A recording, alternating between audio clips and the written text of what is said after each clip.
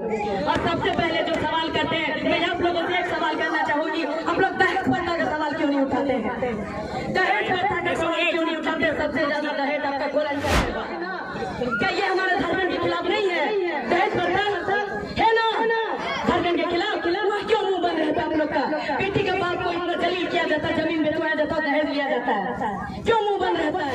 बेटी का बाप बेटी को शादी कराने में कर्जों में डूब जाता है, फिर लास्ट में फांसी लगा के मर जाता है, वह क्यों चुप बैठते हैं? वह तो जानते हैं ना, कोई कोल भाषा बोला जाता है, तो मुझे थोड़ा बहुत कोल भाषा बोलने आता है और राड़ बांग्ला आता है, जो आप लोगों को समझ में नहीं आएगा, इसीलिए मैं आप लोगों को हिंदी नहीं कहूंगी, आप लोग समझने का थोड़ा प्रयास कीजिएगा। सबसे पहले तो मैं एक ही चीज कहूंगी, जो अभी मैंने यहाँ देखा, जहाँ सवाल करना चाहिए वहाँ आप लोग चुप बैठते हैं, जहाँ सवाल नहीं करना चाहिए वहाँ आप लोग सवाल करते हैं। ये हकीकत चीज है, हकीकत है ना। जहाँ सवाल करना चाहिए वहाँ अगर सब लोगों ने सवाल किया होता तो शायद आज झारखंड का दिन दशा ये नहीं होता, लेकिन वहाँ तो सबका मुंह में ऐसे चुप रहता है जैसे कि मुंह में एकदम से लोटे चिपका हुआ है, मुंह खुलेगा ही नहीं। अगर जाकर मुंह में 2 थप्पड़ तो गाल में मार दो फिर भी मुंह नहीं खुलेगा, जुबान खुलेगा ही नहीं, लड़खड़ाएगा। लेकिन जहाँ सवाल नहीं करना चाहिए वहाँ सवाल करता है। और जो उसने यहाँ पर कहा कि कान नहीं छेदवाना चाहिए, किसने कहा कि लड़का कान नहीं छेदवाता है? चलिए हमारा कुरान में हम दिखा देते हैं, हर लड़का कान छेदवाता है। जब तक वो कान नहीं छेदवाएगा, चाहे वो कान का पहने या ना पहने, भले कान का बाद में बंद कर देगा छेदा, लेकिन जब तक कान नहीं छेदवाएगा लड़का शादी नहीं करेगा। चलिए हम दिखा देते हैं आप लोगों को। और सबसे पहले जो सवाल करते हैं, मैं आप लोगों से एक सवाल करना चाहूंगी, हम लोग दहेज प्रथा का सवाल क्यों नहीं उठाते हैं? दहेज प्रथा का सवाल क्यों नहीं उठाते? सबसे ज्यादा दहेज आपका गोलांचल में होता है ना। क्या ये हमारे धर्म के खिलाफ नहीं है? दहेज प्रथा है ना धर्म के खिलाफ? वह क्यों मुंह बंद रहता है हम लोग का? बेटी के बाप को इतना जलील किया जाता है, जमीन बेचवाया जाता है, दहेज लिया जाता है, क्यों मुंह बंद रहता है? बेटी का बाप बेटी को शादी कराने में कर्जों में डूब जाता है, फिर लास्ट में फांसी लगा के मर जाता है, वह क्यों चुप बैठते हैं? वह क्यों सवाल नहीं करते हैं आप लोग? वह सवाल करना चाहिए आप लोग को कि हम लोग दहेज नहीं देंगे। जो लड़का का बाप बोलता है मेरा बेटा सरकारी नौकरी करता है, हम दहेज लेंगे, हम तो लेंगे ही, उनसे क्यों सवाल नहीं करते हैं? तेरा बेटा सरकारी नौकरी कर रहा है तो तुमको ना पालेगा क्या? लड़की का माँ बाप को पालेगा? लड़की को क्या तुम महारानी बनाने के लिए ला रहे हो? लड़की को क्यों लाता है? शादी करके अपना वंश आगे बढ़ाने के लिए, तो फिर क्यों दहेज देता है? क्यों बोलता है मेरा बेटा को पढ़ाया, सरकारी नौकरी कराया है? और फिर बाद में क्या इल्जाम दिया जाता है कि मेरा जो बहू है, मेरा बेटा का बहू, वो जाके क्वार्टर में रहने लगी मेरा बेटा के साथ। मेरा बेटा अपने सास ससुर को देख रहा है, क्यों नहीं देखेगा? आपका बेटा को भी वो लोग 10 लाख देके खरीद चुके हैं, तो फिर क्यों नहीं देखेगा? वह क्यों सवाल नहीं करते? वह क्यों चुप रहते हैं? वह मुंह नहीं खुलता किसी का। अगर सच में मर थे तो वहाँ जाके सवाल कीजिएगा, दहेज प्रथा बंद कीजिएगा, तब मानेंगे क्या?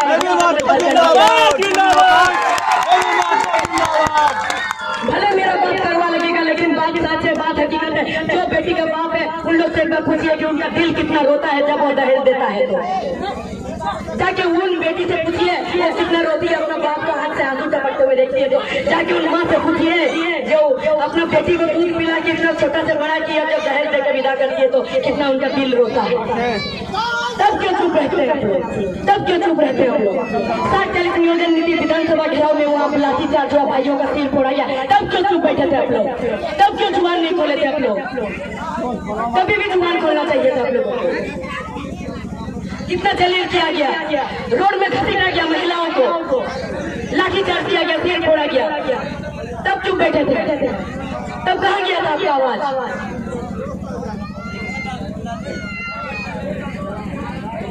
60-40 नियोजन नीति अगर आप लोग सोचेंगे कि जो जिसका बेटा नौकरी करेगा, जिसका बेटी नौकरी करेगी सिर्फ उसी के लिए, ये आप लोग गलत सोचते हैं, ये आप लोगों का गलत मानसिकता है।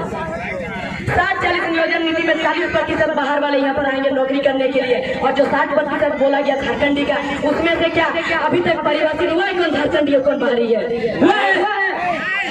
क्या एक आधार कार्ड वोटर कार्ड आपका पहचान है? आप झारखंडी है।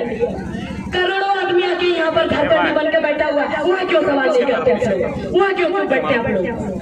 वहाँ की सवाल करना चाहिए। वो 60% में भी वो सरकारी नौकरी लेगा यहाँ, और हमारा सरकार क्या बोले हैं कि जो 30 साल से यहाँ सरकारी नौकरी कर रहा है उसका बेटा भी झारखंडी होगा। अरे कैसे होगा उसका बेटा झारखंडी? कोई 30 साल से यहाँ आएगा उसका बेटा कैसे झारखंडी हो सकता है? हो सकता है क्या? तो वहाँ आवाज उठाना चाहिए।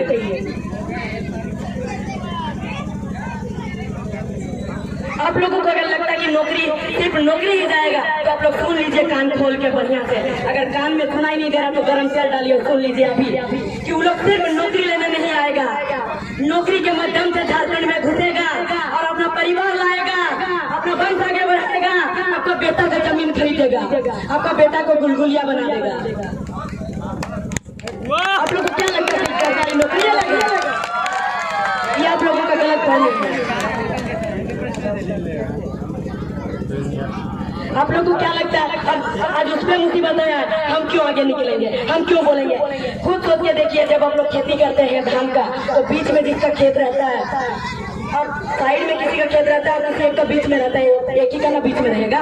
साइड वाला का खेत में अगर कोई छगरी या फिर बैल उल घुस गया धान का ने तो बीच वाला बोलता है हम क्यों भगाने जाएंगे, मेरा खेत में थोड़े आया है, वो वही ना बोलता है।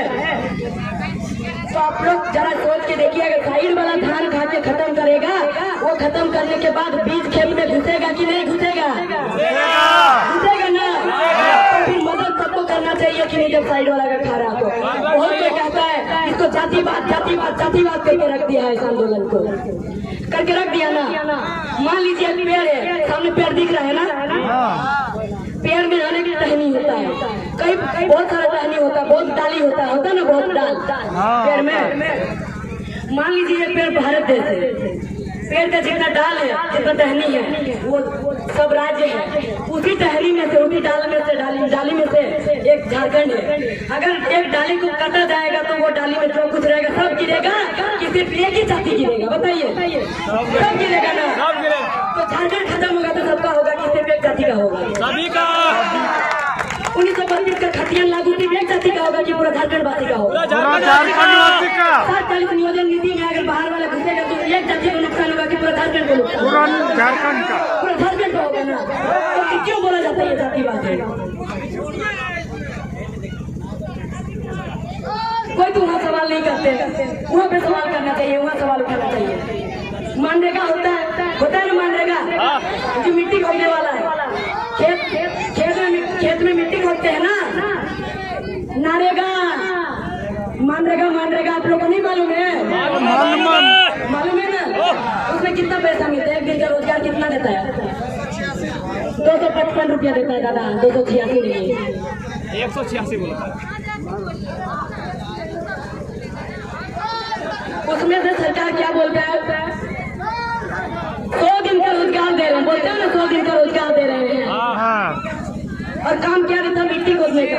जाके रोज मिट्टी खोदिए 100 दिन और 255 रुपया में से कुछ आपका घर का राशन पानी में लगाइए, बाकी जो थोड़ा बहुत पैसा बचेगा 100 दिन मिट्टी खोदने के बाद जाके हॉस्पिटल में खर्चा करके खत्म कर दीजिए, अपना बाल बच्चा को मुफ्त रखिए। यही है ना वो चीज। ये कैसे रोजगार हुआ? अगर उसको सही में मनरेगा का देना था तो मनरेगा को कृषि में क्यों नहीं जोड़ देता है? ये सवाल बनता है कि नहीं बनता है? मनरेगा को कृषि में क्यों नहीं जोड़ता है? जब धान रोपन होता है, रोपने जाते हैं ना, तो उसको रोजगार क्यों नहीं कर देता है 100 दिन का?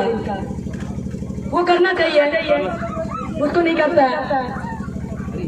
आपका बच्चा कैसे पढ़ेगा, कैसे लिखेगा, कौन सा पैसा से आप लोग पढ़ाइएगा? आपका तो पैसा मिट्टी खोद के बच नहीं रहा है।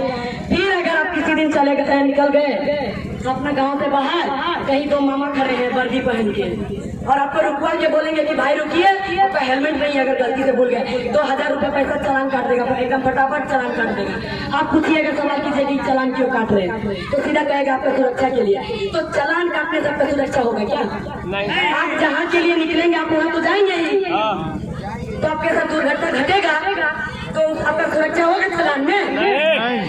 तो प्रशासन ये क्यों नहीं करता कि 1000 रुपये लेके हेलमेट क्यों नहीं थमा देता है? वो आपको छीनने का काम कर रहा है, आपका पैसा लेने का काम कर रहा है, काम कर रहा है ना। सरकारी स्कूल सब देखिए, है ना, सरकारी स्कूल जितना पहले बीजेपी सरकार था, केरवा रंग का स्कूल रहता था ना, अभी जमीन सरकार बना है अभी हरा रंग का है, मतलब सरकार दिखाना चाह रहा है अपना पार्टी। और बच्चा का शिक्षा, बच्चा का नॉलेज तो कोई मतलब नहीं है। आपका बच्चा मरे जिए क्या करेगा, नौकर बनेगा क्या बनेगा, भीख मांगेगा, उससे कोई मतलब नहीं है। सिर्फ आपसे वोट चाहिए उसको। उसमें गलती सबसे बड़ा गलती हमारा भी है, खुद का गलती है। सरकारी स्कूल में मास्टर कितना रहता है?